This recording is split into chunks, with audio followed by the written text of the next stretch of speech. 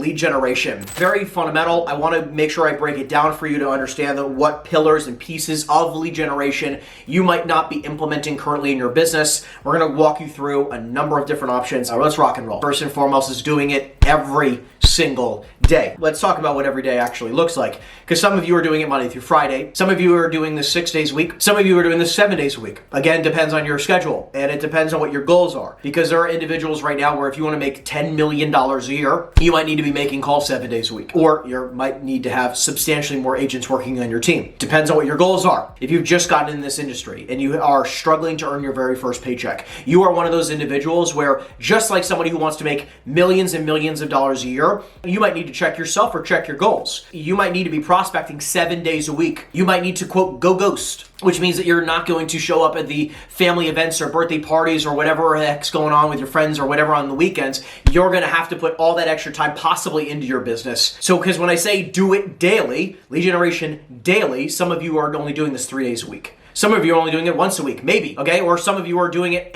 every single day. Let me explain to you what that means. Okay, there are some people where I say, how many calls a day do you make? And they'll say something like, oh, I make somewhere between 5 or 10 calls a day. Do you understand making 10 calls a day? You might get 1 or 2 people on the phone. That means you spoke to 1 to 2 people today. You didn't do your job. Let's just be honest. In this business, we typically like to shoot for at least 30 conversations a day every day. At least 30. Like, that's bare minimum. And I'm not saying you're having 18-minute conversations. I'm saying you're having a conversation that might last 2 to 6 minutes. That's a simple conversation. We count it when someone actually responds somewhat positively in any reference, right? They're a possible seller, they're a possible buyer. I want to have conversation where even if hypothetically we go through and they're like, hey, look, I'm not looking to sell right now, call me back in 6 months, 12 months. But like, what I want you to get into the routine, the rhythm of is like, hey, as you grow, you want to constantly be raising the standard of what your conversation is. Number next is generate 2 leads a day every single day, bare minimum. If you go 3 hours and you did not generate 2 leads, let's say you generated 0 or 1, because that isn't 2, what do you think you should be doing for the rest of the day? Yeah, because there's other things you might have to do, but you get back on the phones. Continue to prospect.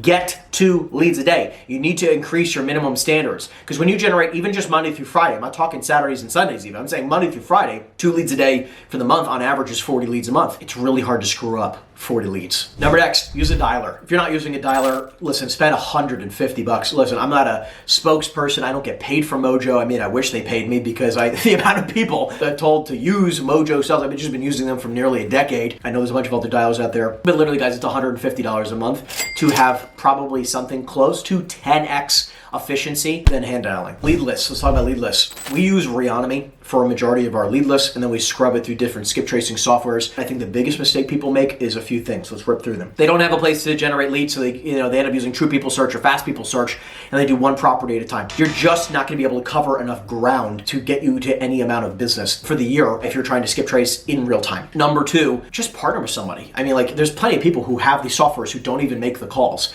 There's probably somebody in your office who you could partner with, and guys, here's the crazy piece. Okay, Reonomy is $340 a month when you use our personal discount, which, by the way, if you don't have Reonomy, reach out to us via email. We'll connect you with our rep. You can get it for $340 a month, which is a 15% off discount from the $400 that they typically offer. Here's where it gets really cool. You can partner with somebody in the community and just split Reonomy. And here's the cool part. The main account for $340 is 1,000 exports a month. For an extra $100, now $440 a month, you can get 2,000 exports, which means 1,000 each. And you can split that. So you could be $220 for 1,000 exports each. Or you can go up to $540 for an extra $100 there. Okay, which comes to like $270 a month, and you can each get 3,000 exports, 1,500 exports each. Split an account with somebody and just go back and forth and export leads and say, hey, you get 1,500 this month, I get 1,500 this month. Sometimes even your brokerage offers it, or if you can go to your brokerage, you can get them to pay for it. And if your brokerage is very against it, maybe it's time to switch brokerages. Understanding the pivot strategy when it comes to lead generation. When they're making their calls and they say in the top, part of the script, which would be totally against selling your property at 123 Main Street, they say that and then they go, no, I'm not interested, thanks. And the agent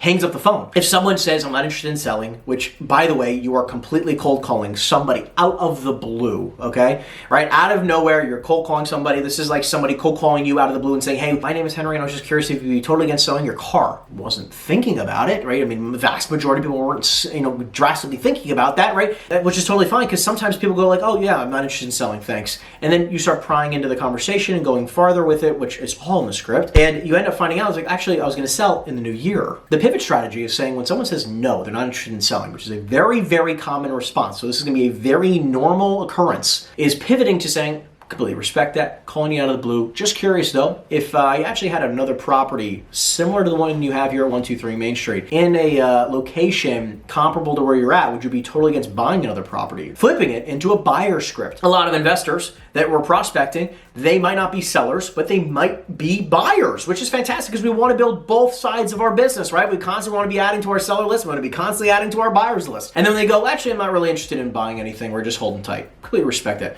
Now, let me just ask you this. I know you said you weren't interested in selling your property here at 123 Main Street, but do you happen to have any other properties that you might be open to selling besides that? And then sometimes people are just like, I'm not interested in selling that property, but I have 2 other properties that I've been thinking about selling. And when they say, no, actually, I don't have any other properties, if it's retail you're prospecting, office you're prospecting, industrial that you're prospecting, typically just about any other asset class where you can support them on the leasing side, like, okay, I can completely respect that you don't want to sell it and you're not looking to buy anything. Just curious though, is your building at 123 Main Street 100% occupied, or do you have any vacancy? No, actually, we have 2 spaces that are vacant. Okay, I mean, do you have anybody that's supporting you there, or are you trying to do that all on your own? We've been trying to do it all on our own. Oh, I mean, like, how long has it been vacant? Well, it's been vacant for 6 months. Would you be totally against having representation of a professional like myself so we can help you get that rented for top dollar? No, actually, I would be pretty open to that. Okay, fantastic. Would an afternoon or evening appointment be better for you? Boom. Now, maybe it wasn't a sale.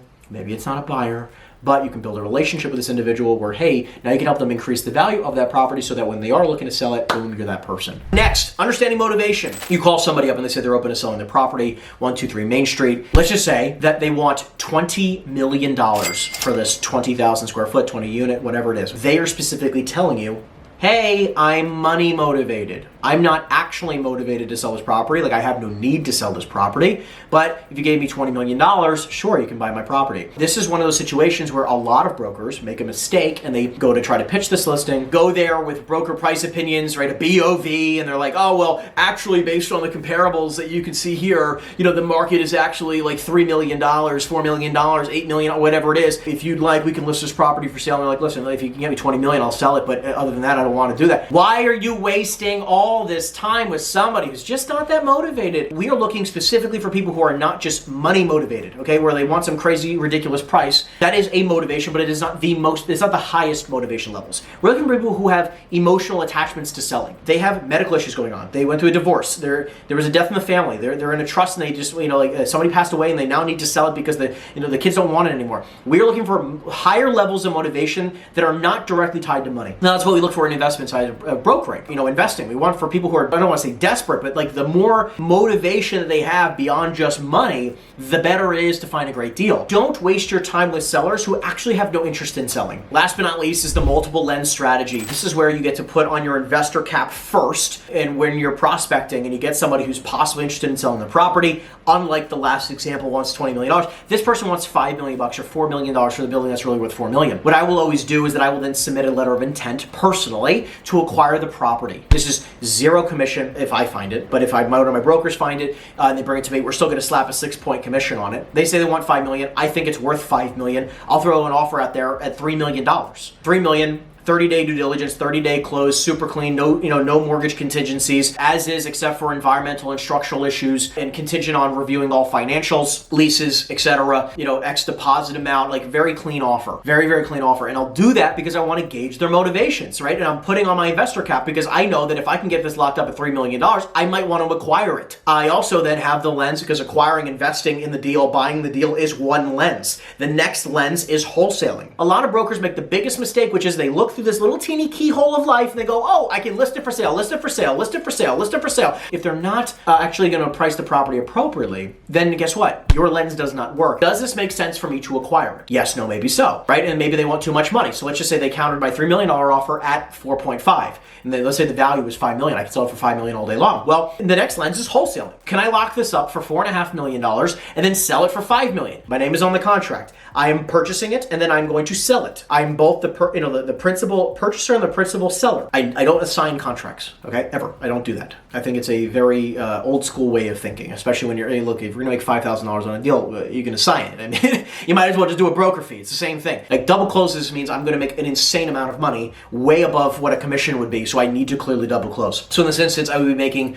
12% or 12.5%, $4.5 million to $5 million is $500,000. The point is, oh, okay, this might be a great double close, right? This could be a great wholesale. I'll look at this lens and say, okay, does it make sense for me to do that? Am I prepared to put down a $50,000 deposit? Am I prepared to, do I have a buyer lined up? Does this all make sense? In this instance, right, this might be a great wholesale deal. If the seller is going to agree and I have a great buyer, we can make it happen where, again, all the terms line up, great, I'll do a wholesale deal. Perfect. Now let's just say they wanted 4.8 million, okay? And they're like, I need to net 4.8 and it's worth 5 million. Awesome. Well, then guess what? I'm probably going to off-market broker it. I'll pitch it out for $5 million. I'll see if I can get an offer in there, and maybe I'll squeeze in a deal where I can actually get it done to 4.8 and the seller will pay a little bit of commission, maybe 3%, maybe 5 or 6%, or maybe it's 4.9 and they pay me 4, 5, 6%, whatever it is, right? And I'll try to squeeze in some percentage points. It's not always going to be 5 or 6% commission on every single deal, but I try to just think from the logistics positions of like what actually is the best course of action for this deal. Every deal is different, right? I'm not trying to make $10 million on every deal. I just want to get a deal closed,